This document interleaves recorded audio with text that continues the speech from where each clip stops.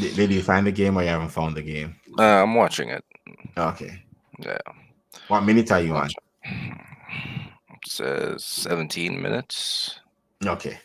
Yeah, Yeah, I'm on 17 minutes as well. yeah, we always gonna have a delay. Yeah, took me a while to find it. I Yeah. don't think. I think this game might be a draw depending on how Nah. it's played out. City win this. Yeah, but I see counter-attacking goal from Nottingham Forest, and then City's gonna fight to tie it up in the last minute to get a point. This guy that City signed, this Mm. Nico Gonzalez guy, Yeah, he is it, man. He is it. yeah. I'm still surprised. Barcelona let him go. Yeah, because Barcelona doesn't believe in having defensive players. Mm. Yeah, Nico Gonzalez was one of those good, interesting players coming through their academy. So letting him go is like, and it's a really good buy for Barcelona, for Manchester City. I mean, How it's a much? How really much did good they buy. pay for him? I don't remember, but it Look was at. it was a really good purchase and one for the future. Oh, it was at Porto. Yeah, yeah, they sold him to Porto. I think City is gonna be a massive problem next season Mm. They because have to find, and the only way I see that they'll always be a problem, but for them to be a massive problem, they need to find that second consistent goal scorer because that's what they're missing. no, they're 'Cause- missing. They're missing a way to get the ball to Haaland to score. And That's that's what they're they missing. And last and season when De Bruyne was out, Julian Alvarez was able to yeah, do yeah, that, yeah. But that's what right? I'm about to say. And Yeah, score. but But that's what I'm about to say. We're talking about this Manchester City. It's the only club.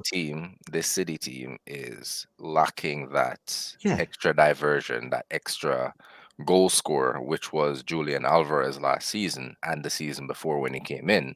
So if they don't find somebody like that, but they'll be good, but do you doubt that City is gonna go in the market and not find a Julian a sort of player like that? I don't doubt Come that. on, But come there's not on. much out there right now that we can pinpoint. No, That's because the we're not thing. scouts. But we're talking about the one club in England that if they have a problem, they go fix it no matter the cost. Mm. With the supposed massive overhaul that's going on, they have a lot of people to replace if it's true. Because I think, So right now there is like looking at Manchester. Yeah, they might buy João Pedro from Brighton, which would be the player that you're looking that you're thinking, that player that can link up and score. That's technically who he is, mm, bro. Like, listen, I don't believe João Pedro can lead a line, but when you're talking about link up play, like mhm. a player that can play between the 9 and the 10, that is João Pedro. And I think he can. He's similar to Alvarez, as the chat says, but I think he's Yeah, actually better than Alvarez playing that role. I Listen, don't think so. the problem with it, the thing is, Alvarez is a striker that was playing that role. Hmm. João Pedro is a false nine. Like, when you watch João Pedro play against like for Brighton, João Pedro is why Danny Welbeck is doing so good. Like, even the game that we watched, a Newcastle game, and I know you didn't see the goal, but that goal was all about João Pedro. Marmoush is a bit like Alvarez as well. Yes, true, because he plays with a double forward as well Hmm. when he was there. So they are there, but I think if they buy João Pedro, it's game over, man. So Southampton sat their manager. Oh yeah, Waste of time. always. It's They're always a going waste down of time. You they're just going came down up. You just came up. You, what was the budget they gave him? doesn't matter. He was a Mhm. championship manager that got them up. Exactly. That's what I'm saying. Just You keep it didn't. because they're going back down again. But the thing is, we knew he was one of the managers that was going to get sacked. it was inevitable. They were gonna sack him. At this point, it's a waste of time, though. If you're gonna sack him 2 months in the season, not no. You you can't. There's no way of you staying up now. There was no way of them staying up in the first place. Talking about strikers in the market, Osimhen release clause 75 mil. Mm, yeah. There is only one club that's going in for Osimhen, Hmm. Juventus. If he goes to Juventus, it won't be a surprise. He won't be the first Napoli striker to go there. My question is not whether he goes to would he be the first Napoli striker to go there. I know he won't. My thing is there is a bunch of Premier League clubs that actually need a proper number 9. Hmm. Liverpool, Arsenal, Chelsea, just to name 3, that needs a number 9, Hmm. like a genuine goal scorer. Okay. City is good for number 9. United do need a number 9 as well. Hmm. But I think you guys need more. I need a 10 more than a 9. We need some holy water as well. Okay. But again, um, Tottenham needs a number 9. Yeah. Again, I do like I do like the striker that they bought, Solanke. I'm a Hmm. big Solanke fan. I just Oh believe yeah. No, they're good. They're good. I just believe that Solanke doesn't get the service that he should get. Yeah, but No, then in that case, getting another number 9, that won't solve the problem. exactly. No, between Liverpool, Arsenal, and Chelsea, one of them should go in for Osimhen Yeah. at that price. I If mean, anything, I think I don't quote me, but I think before all of this, he had a gentleman's agreement with Chelsea to join gentlemen, Chelsea. gentleman's agreement means nothing.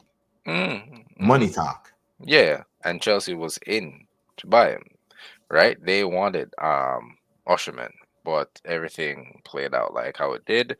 But Juventus, I can see him going to Juventus. Yeah. This is one of those where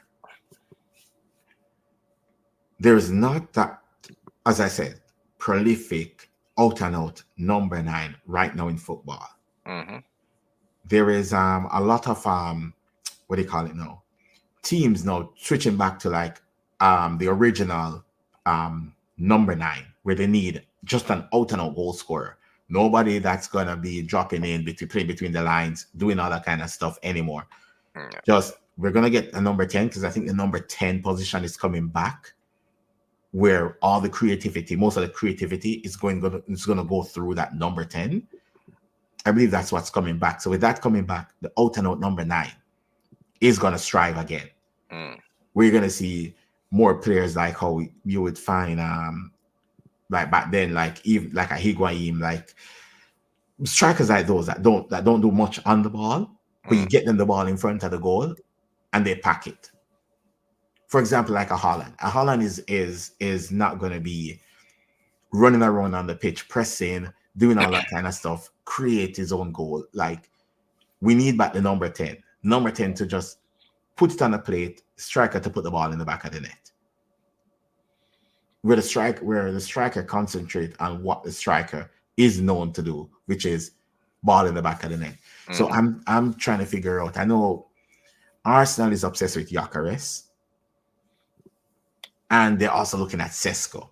Now, for me, Sesko is going to cost them somewhere between 60 to 70 million. Mm-hmm. He's young. Is what I think. Is his first or second season at Leipzig? I don't remember. I think he's been there like 2 or 3 seasons. No. He was at Salzburg before. Mm. No, I think I think this might be his first season and a half at Leipzig. No, I'm looking at this and be like, if you want to challenge City, Liverpool next season, Mm. you can't go in the season with a Sesko. And that's what I'm saying. So yeah, he's in the second full season. scored 14 goals in the first Bundesliga season, and now it's on Is this. at 10. It's on 10, 4 assists. You buy Sesko if you have like a prolific number 9 on the way out, Mm, where he can come in, learn. That's for me when you're on the top end of the league. 21.